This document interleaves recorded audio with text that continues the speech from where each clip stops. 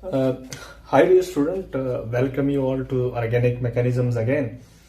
आज का जो हमारा टॉपिक है वो कहीं ना कहीं प्रेपरेशन ऑफ अमाइन से डील करेगा, उसकी मैकेनिज्म्स जो हैं उनसे आप लोगों के पास डील करेगा.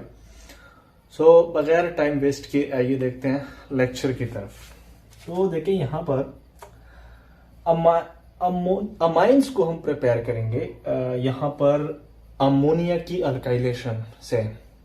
तो जब अल्काइलेशन की बात आती है तो हम कहीं ना कहीं आर ग्रुप से डील करते हैं, यानी अमोनिया NH3 के जो 3 हाइड्रोजन हैं उन 3 हाइड्रोजन में से एक हाइड्रोजन या 2 हाइड्रोजन या फिर तीनों हाइड्रोजन को हम रिप्लेस करेंगे आर से.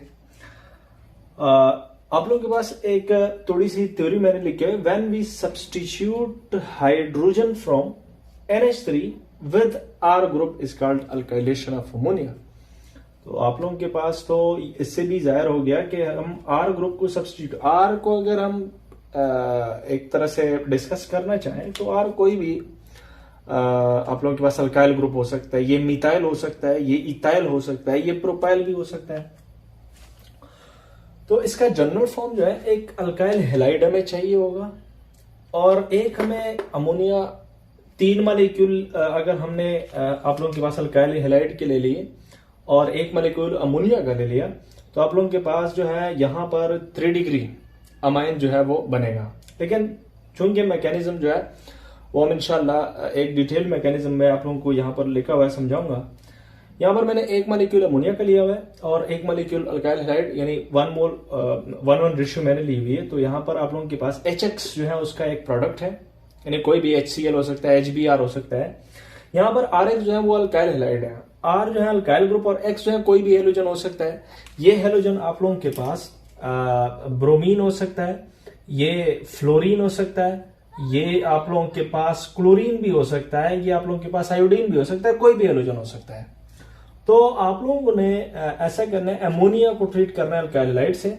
तो एक HX बनेगा, यानी एक H जो है वो अमोनिया से निकलेगा और उस H की जगह आप लोगों के पास क्या लग जाएगा, R ग्रुप लग जाएगा. तो आइए देखते हैं उसकी कंप्लीट मैकेनिज्म्स की तरफ.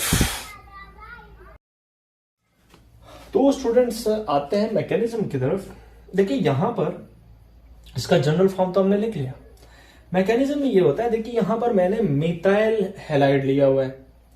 अब मिथाइल हैलाइड जो है यानी CH3X, अब ये होता है कि जो हेलोजन होते हैं वो इलेक्ट्रोनेगेटिव एलिमेंट होते हैं of the periodic table. To be more specific, fluorine जो है वो मोस्ट इलेक्ट्रोनेगेटिव है, क्लोरीन जो है उसके बाद ब्रोमीन, आयोडीन एंड ये जो आप लोगों के पास हेलोजन है ये इलेक्ट्रोनेगेटिविटी में ज्यादा होते हैं, ग्रुप 7 के एलिमेंट है. तो इन्होंने इलेक्ट्रॉन्स जो है वो अपनी तरफ खींचे हुए होते हैं. किससे खींचे हुए होते हैं? कार्बन से. यानी यहां पर इलेक्ट्रॉन जो है ये जो इलेक्ट्रॉन है ये खींचे हुए होते हैं किसने? X ने. तो कार्बन पे कौन सा चार्ज आएगा? Partial positive charge. कार्बन पे जब पार्शियल पॉजिटिव चार्ज आएगा तो इस पार्शियल पॉजिटिव कार्बन को नाइट्रोजन पे कौन सा चार्ज है? पार्शियल नेगेटिव चार्ज है, क्योंकि हाइड्रोजन से उसने इलेक्ट्रॉन जो है वो खींचे हुए हैं. तो आप लोगों के पास जो नाइट्रोजन का लोन पेयर है वो नाइट्रोजन जो है यहाँ पर एज ए न्यूक्लियोफाइल काम कर रहा है. तो नाइट्रोजन जो है अपना लोन पेयर किसको डोनेट कर रहा है? यहाँ पर इस कार्बन को डोनेट कर रहा है. अब इस कार्बन की तरफ जब इलेक्ट्रॉन आएंगे, नाइट्रोजन से, तो ये अपने जो ऑलरेडी X ने खींचे हुए इलेक्ट्रॉन है वो उसको शिफ्ट करेगा किसके? X पे शिफ्ट करेगा. अगर वो ये इलेक्ट्रॉन X पे शिफ्ट कर रहा है तो यहां पर आप लोगों के पास क्या लग जाएगा?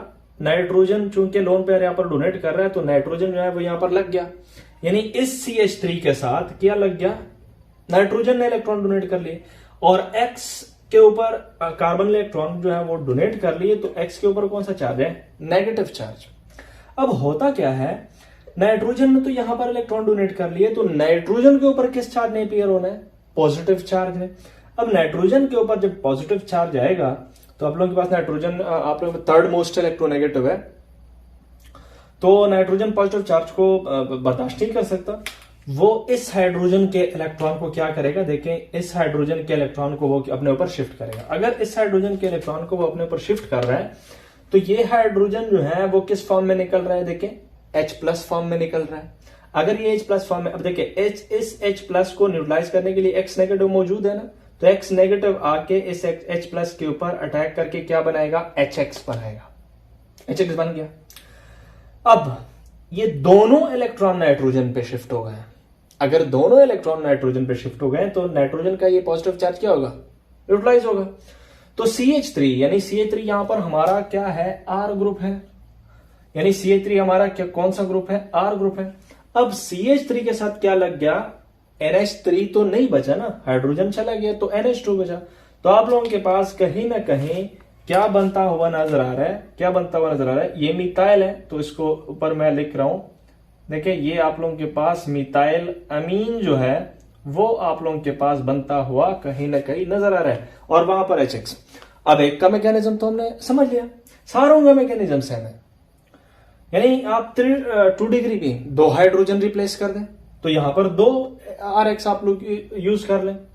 अगर आप लोगों ने 3 डिग्री बनाना है तो ये 3 RX यूज कर दें विद द सेम मैकेनिज्म। तो ये पर मैंने नोट लिखा हुआ है, we can prepare 1 degree 2 degree 3 degree amine, even 4 degree जिसको हम क्वाटरनरी अमीन बोलते हैं वो भी प्रिपेयर कर सकते हैं विद द सेम मैकेनिज्म।